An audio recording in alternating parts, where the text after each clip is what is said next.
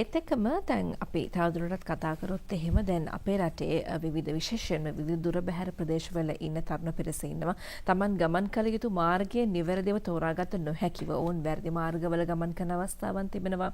එමත් නැත්නම් කළ යුතු දෙයක් හිතා ගන්න බැරිව Tamanගේ තරුණ කාලය අපත යවා ගන්න අවස්ථා තිබෙනවා. ඒ වගේම තමයි ඇතම් කෙනෙක් ඉන්නවා විදේශගත වෙන්න බලාපොරොත්තු වෙන හිටියත් තමන්ට තිබෙන මේ ඉංග්‍රීසි දැනුම මදි. එහෙමත් නැත්නම් Tamanගේ කුසලතා අධ්‍යාපන මට්ටම මදි.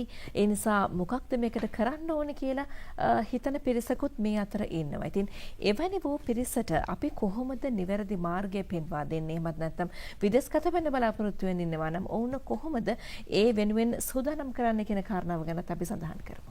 ඇත්තෙන්ම දැන් අපි ආයතනයක් විදිහට ඒ වගේ දැන් අපි ආයතනෙන් ලබා දෙන සේවාවන් ලබා දෙන්න නම් ඉහළ ඉංග්‍රීසි දැනුමක් අවශ්‍යයි. සමහරුන්ට අවුරුදු 3ක විතර ඩිප්ලෝමා එකක් හෝ ඩිග්‍රියක් අවශ්‍යයි. එතකොට ඒ වගේ අය අපේ ඉන්නේ සුළුතරයයිනේ.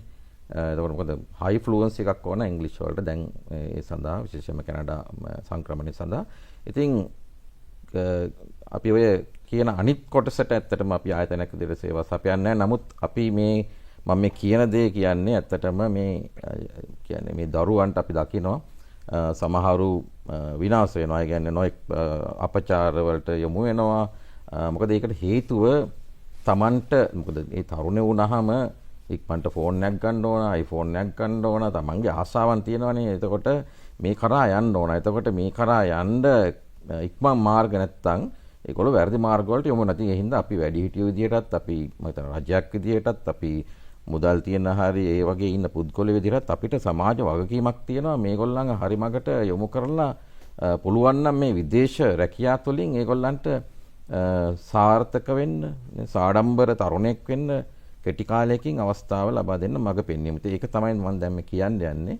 අපි හිතමුකෝ කිසිම පාසල් අධ්‍යාපනයක් නැති කෙනෙක්.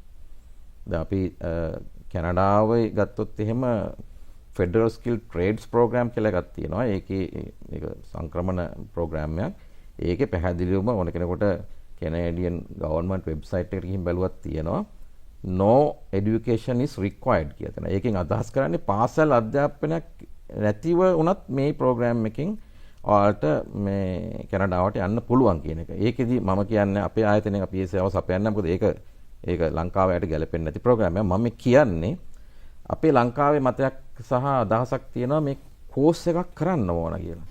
මේ අපිට විදේශගත වෙන්න. කෝස් එකක් පාඨමාලාවක් කරන්න ඕන කියලා. එතකොට පාඨමාලාවක් අපි එතනදී තියෙන ගැටලුව පාඨමාලාවක් කරනවා නම් හොඳයි. පාඨමාලාවක් කරද්දී තියෙන ගැටලුව අතනින් මම අර කියපු ළමයි සෑහෙන ප්‍රමාණයක් කලක තමයි පාඨමාලා හොයාගන්න අමාරුයි. අනිත් එක තමයි පාඨමාලාවක් කරනකොට අවුරුද්දක් දෙකක් තුනක් ඒකේ කාලයේදී මුදල් අතට එන්නේ නැහැ. ඉතින් මේකෙදි හොඳ ක්‍රමවේදයක් තියෙනවා.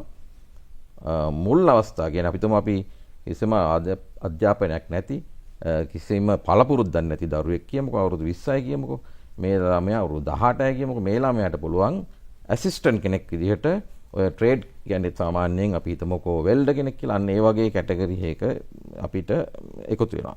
එහෙම නැත්නම් මේසන් කාපෙට මෙව්වා මේ රස්සා මේ කැනඩාවද මැද පෙරදිග ඊශ්‍රායල් වගේ රටවල මෙව්වා මේ රස්සා කරන අයට ලොකු තැනක් තියෙනවා. ලොකු මුදලක් හම්බ ගන්න පුළුවන්. ඒගොල්ලෝ පුදුම ශිල්පීය දක්ෂතාවයක් තියෙන හරි වැදගත් විදිහට සලකනවා මේ වෘත්තීන් වලට. ඉතින් අපි එතකොට දැන් අර කියන දරුවා පළවෙනි අවස්ථාවේ ඉඳන් ලංකාවේ අවස්ථාව තියෙනවා. කියන්නේ පළවෙනි දා ඉඳන්ම මාසයකට රුපියල් ඒ කියන්නේ ඇසිස්ටන්ට් කෙනෙක් විදිහට අතුදව්කරුවෙක් විදිහට රුපියල් 60000ක 50000ක 60000ක මාසයකට සැලරියක් ගන්න පුළුවන් ක්‍රමවේද තියෙනවා. ඒක එතකොට ඒ කියන්නේ එයා ඒ අත්උදව් දීම ඇසිස්ටන්ට් විදිහට වැඩ කිරීම සමගම එයාගේ ස්කිල් එක හැදෙනවා. ශක්්‍යතාවය දියුණු වෙනවා. එතකොට අවුරුද්දක් විතර යනකොට මේ දරුවට පුළුවන් ලංකාවේ හිටියත් 1,10,000ක් විතර මුදලක් උපය ගන්න. පැහැදිලිවම පුළුවන්. අපි දන්නවා ඒක මේ ක්ෂේත්‍රවල තියෙන ඒ කර්මාන්තකරුවෙක් අපේ සම්බන්ධකම් තියෙනවා. ඉතින් ඒගොල්ලන්ටත් දැන් තියෙනවා ගැටලුවක් මේවට එන මිනිස්සු ඕන. හැබැයි මිනිස්සු නැහැ. ඉතින් මෙතනදී මම හිතනවා රජයට තවකීමක් තියෙනවා මෙන්න මේ දෙකොල්ලන් මැච් මේකින් කරන එක. එතකොට මේකෙදී මේ දරුවන්ට අපි දෙන්න ඕන සිහිනය තමයි මේක තුල ඔයාලා ගියාම අවුරුදු එකමාරක් මේ පළපුරුද්ද ලබා ගත්තොත් NVQ level 3 කියන එක ලංකාවේ ඒ කියන්නේ කිසිම කෝස් එකක් නොකර මේගොල්ලන්ට ඉබේම ලබා ගන්න පුළුවන්. ඉතින් ඒක ඊට පස්සේ NVQ level 5 දක්වා යන්න පුළුවන්. ඒ පොඩි ටෙස්ට් එකක් කරන්න තියෙන. ඉතින් ඒ NVQ level නැති වුණත් දැන් ඔය ඊශ්‍රායල් වගේ රටවල මන්ට නැවතත් කියන්න ඕන අපි මේ වගේ රටවලට සේවා සපයන්නේ නැහැ. මම මේ දරුවෙනි මේ කතාව කියන්නේ. රටවලට නැත්නම් මැද පෙරදිග රටවලට දැන් ඉස්සරහට අර නියොම් සිටි වගේ ඒවා මම හිතන සෞදි අරේබියාවල එනවා. මේවා ලොකු අවස්ථා නිර්මාණය වෙනවා. ඉතින් මේ රටවලට යන්න ඇත්තටම NVQ ඕනෙත් නැහැ. ඒගොල්ලෝ ඒ රටවලින් ඇවිල්ලා මෙහි ටෙස්ට් එකක් කරනවා. ඉතින් මේ ටෙස්ට් එක කරද්දී අපි හිතමු වෙල්ඩර් කෙනෙක් විදිහට අවුරුදු දෙක තුනක් වැඩ කරලා තිබුණා නම් ඒ දක්ෂතාවය අරන් තිබුණා නම් ඒ ටෙස්ට් එක පාස් වුණාම මේගොල්ලෝ යවනවා. එතකොට ඉතින් ලක්ෂ 5ක් 15ක් අතර වගේ දැන් අපි ලංකාවේ හිටියත් 1,10,000ක් විතර මම කියනවා ඊට වඩා හම්බ ගන්න පුළුවන්. ලංකාවේ හිටියත් අපි හිතුව වෙල්ඩර් කෙනෙක් නැත්නම් මේසන් කෙනෙකුට හරියට තමන් වැඩ කළොත් හරි මාර්ගෙ ගියොත් හරි මාර්ගෙ නොගියොත් ඒක කරන්න බෑ. පුළුවන්. එහෙම නැත්නම් අවුරුදු 2ක් 3ක් යනකොට මේ දරුවන්ට අවුරුදු 20 21 දී වගේ පුළුවන් මැද පෙරදිග හෝ ඊශ්‍රායල් වගේ රටක රැකියාවකට යන්න ලක්ෂ 5ක් 15ක් අතර එක එක රටවල විවිධ මුදල් ගෙවන්නේ. ඉතින් ඒ හින්දා අන්න ඕක තුල දැන් අපිට එතකොට මේ අපි හිතමුකෝ දැන් අපි බයිනවනේ තරුණ පරපුරට රස්තියාදු ගහනවා එහෙම නැත්නම් මත්ද්‍රව්‍ය වලට බැහැ වෙනවා නැත්නම් මේ වෙන මේ ත්‍රිවිල් වගේ සංස්කෘතීන් වලින් නරක පැති වලට මේ දරුවෝ යනවා කියලා. ඉතින් අපි ඒකට බැන බැන ඉන්නේ නැතුව මම හිතන්නේ අපි රජයක් විදියටත් අපි වෘත්තික විදියටත් අපිට වගකීමක් තියෙනවා. අපි සමාජයේ යම් ආකාරයක අපි ධනයක් සහිතව ජීවත් වෙනවා. අපිටත් වගකීමක් තියෙනවා අන්නේ දරුවන් හරි මඟ යොමු කරන්න. ඒක තමයි ඒක හරි පහසුයි. නමුත් මම දන්නේ මේකේ ඒ තැනට මම හිතන්නේ ගම්වල ඉන්නවනේ ප්‍රාදේශීය ලේකම් කාර්යාල හරහා නිලධාරීන් ගොඩක් ඉන්නවා. ඉතින් ඒගොල්ල හරහා මේ පණිවිඩය දෙන්න ඕන. ඒගොල්ලන් සම්බන්ධ දැන් මේ මම ළඟදී දැක්කා ලංකාවේ මේ කන්ස්ට්‍රක්ෂන් ඉන්ඩස්ට්‍රි එකේ කවුරු හරි නියෝජිතෙක් කියලා තිබුණා. ඒගොල්ලෝ මොකක් හරි සමිතියකින් 7,50,000ක විතර ප්‍රමාණයක් ඒ කියන්නේ මේ ගොඩනැගිලි ඉදිකිරීම ක්ෂේත්‍රයට කට්ටිය මදි කියලා. මේ ඇත්තටම මට සමහර කර්මාන්තකරුවෝ කියලා තියෙනවා පුළුවන් නම් අපිට මේ බංග්ලාදේශයෙන් හරි කොහෙන් හරි කට්ටිය ගෙනත් දෙන්න අපිට මිනිස්සු නැහැ කියලා. ඒත් හැබැයි මිනිස්සු ඉන්නවා ලංකාවේ. එතකොට ඒගොල්ලෝ ඇයි අරගොල්ල දැන් 7,50,000ක් කන්ස්ට්‍රක්ෂන් ඉස්සරහට තව අපිට ලංකාවට අවශ්‍ය වෙනවා. එතකොට ඒක පුරවන්න මේ ළමයින්ව යොමු කළොත් එතකොට ඒ කර්මාන්තකරුවන්ගේ රටේ දිනවටත් ඒක බලපානවා. ඒක උදව්වක් වෙනවා.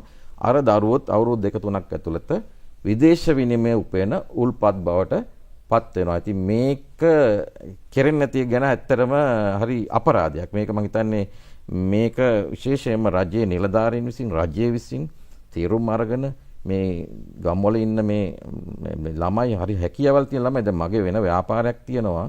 ඇත්තටම හෝටලයක්. ඒකේ ඉන්නවා මෙහෙම ළමයි අපි හදලා අත් උදව්වට පටන් ගත්ත ළමයි ඊට පස්සේ ශිල්පීය දක්ෂතාවයේ උපරිමයට යනවා. අපි හිතමු වෙල්ඩර්. දැන් වෙල්ඩර් අත් උදව්වට ආපු ළමයි අපි ඊට වඩා ලොකු තැනකට ගියා. සමහරු පිටරට වලට ගිහිල්ලා තියෙනවා. ඊශ්‍රායලට ගිහිල් අපි ළඟ වැඩ කරපු ළමයි අපි යවලා නෙමෙයි ඊශ්‍රායලට ඒගොල්ලෝ ගිහින් තියෙනවා. රුමේනියා ගිහින් තියෙනවා. ඒ කියන්නේ දැන් මේ ඒගොල්ලෝ කෝසස් කරලා නෙමෙයි පාඨමාලා කරලා නෙමෙයි. මෙන්න මේක ඇත්තටම මේ ලංකාව තුල සිදුවිය යුතු දෙයක්.